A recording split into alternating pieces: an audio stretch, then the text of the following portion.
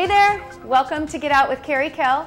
I'm Kerry Kel, and I'm very pleased that you're here with us today. We are talking to Tracy Boyd, fascinating artist. We're actually in her studio downtown Seattle. Tracy, come on over. Why don't we, this is Tracy. I'm Tracy Boyd. Welcome Yay. to my studio. I'm really excited that you're here today. Well, we're very pleased. I'm glad that you let us in, and we're going to get to know you a little bit. Sounds great. Come on, let's go. I would be at Microsoft all day, go grab my dog or kiss my girlfriend on the cheek and then come here all night. I mean, so it was about being in one place and wanting to be somewhere else. And that just tore me up inside, I think. Yeah. And seeing so many people kind of go after their dreams and things that they want to do, I'm like, and I've helped a lot of people, like helped musicians and other people in my life do create their dreams, and Yeah. it just hit me one And day. I you're was like, I watching. have to do mine, full on, like they did theirs. I mean, the passion and like complete dedication, like being here on weekends and Fridays, and hitting deadlines. I mean, that's what I really love to do. Yeah. So, yeah. Neat. Yeah. But bye-bye Microsoft. Yay. There was more money there, but how happy was I?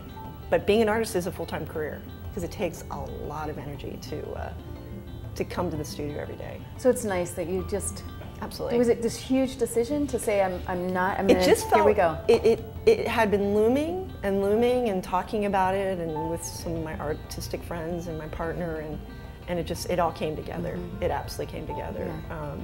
Yeah. Your life expectations outweigh your fear. Absolutely. And then off you go. Absolutely. And it is scary. It's totally scary. But Neat. even within like the past 2 months, showing my work, meeting amazing people, opportunities have opened themselves. It's very scary to put even to put your work on the wall. Yeah.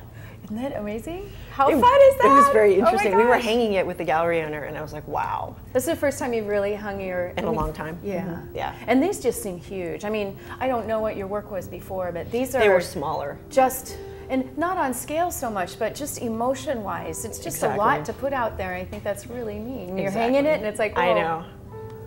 And Come just, and look what's in my heart, in my head. Exactly. And to see people come, like as we were hanging it, even that day before the opening, to see people come in and look at it. I mean, I was just like, are they going to like it? Are they going to be like, what the hell are she doing? Or, but it was a great response. And a lot of funny responses, like people wanting to know, who are these people and why is their eyes crossed out? Or why are they so large? And, what does it mean? I heard a lot of, but the thing that I love, and I always try to do in my art, is rattle people. And like when they leave the gallery, I want them to be thinking about it. And it gets under people's skin, which I love.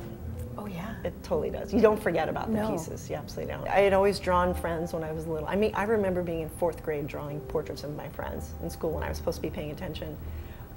So there was this kind of dream in my life to do portraits, to do a big series of portraits, to see what I could do, because it is so difficult. I can paint an exact likeness, like photographic likeness, but how can I go further than that? How can I make it interesting? My one goal, my work is so large, they're all about 6 feet to 7 feet long, and there's 12 of them. And I have been offered to show a couple at a time, but I wanted to show them together. And so we walked into the gallery, Vermilion, and counted the walls. No. I was counting and my partner was counting, and we were like, oh, we can fit all 12. Nice. It just worked out perfectly. It was like almost just meant to be. Nice.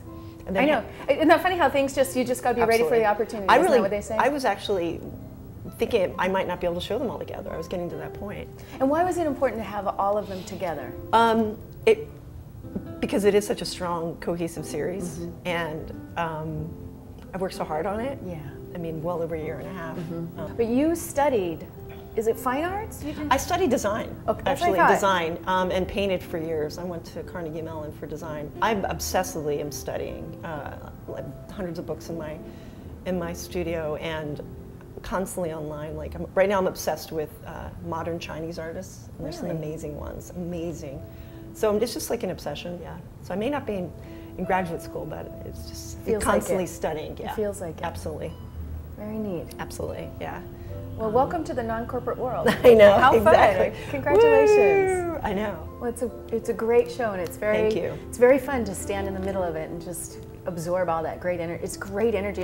I think the thing, I'm not an art critic by any of, but I love to just get bombarded with what the art says to you, and you stand in that room and it's like, there's this energy, and it's not, there are strong images, and but it's like this positive, negative, everything all at once. It's really, really you can't interesting. ignore it. No. I mean, these images are staring at you, and most of them look like they're yelling or screaming or laughing. That's why the title Silent Yell, because it's so quiet, but yet there's so much going on. Yeah. Very neat. There's definitely a story going on there, but it's very quiet. And what are you trying to say?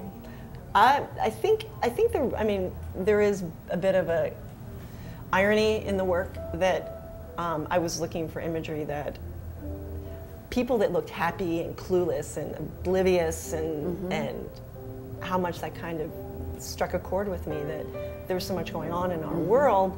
A lot of people just don't give a shit. Yeah. If it doesn't affect me, if it, if I can still go on my vacation and have my 2 cars and my house, but it doesn't affect me, I don't really care. Yeah.